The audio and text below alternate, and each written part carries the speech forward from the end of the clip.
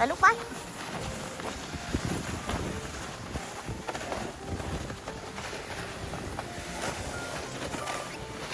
บ่อปลาอยู่ข้างล่างพะโล้กำลังจะไปตกปลาไปลูกปะ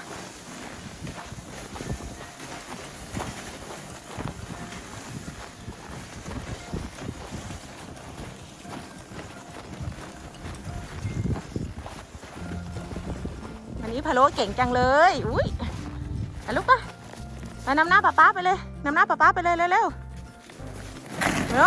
ฮ้ย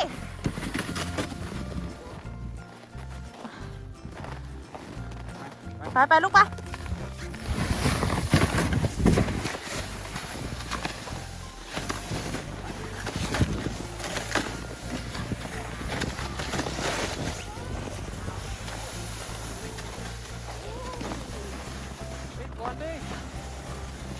ฮัลโหลรอด้วยลูกรอด้วยไม่รอเลย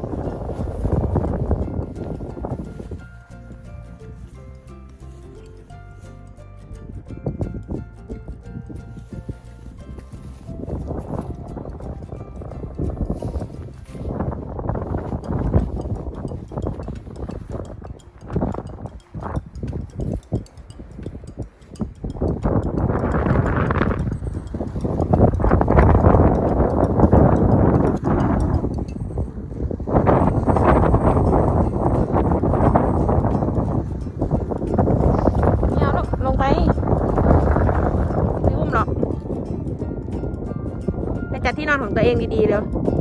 จัดที่นอนของตัวเองเร็วไม่อุ้มหรอกนะ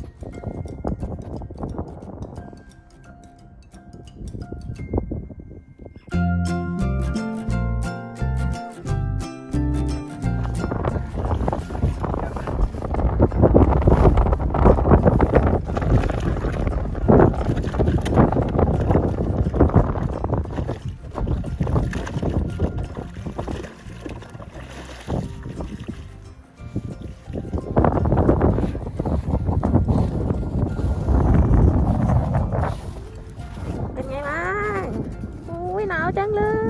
ยตะโลหนาวจังเลยลมพัดแรงเนาะวันนี้เนาะ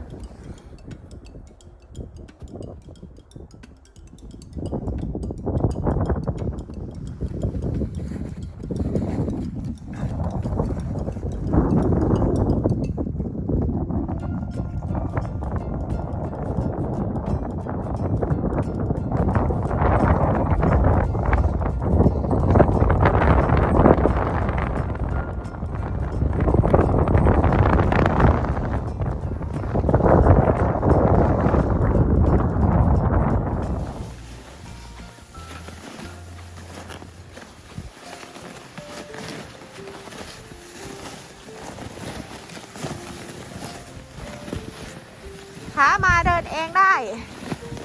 ขากลับต้องนั่งกระบะให้ป๊าลาก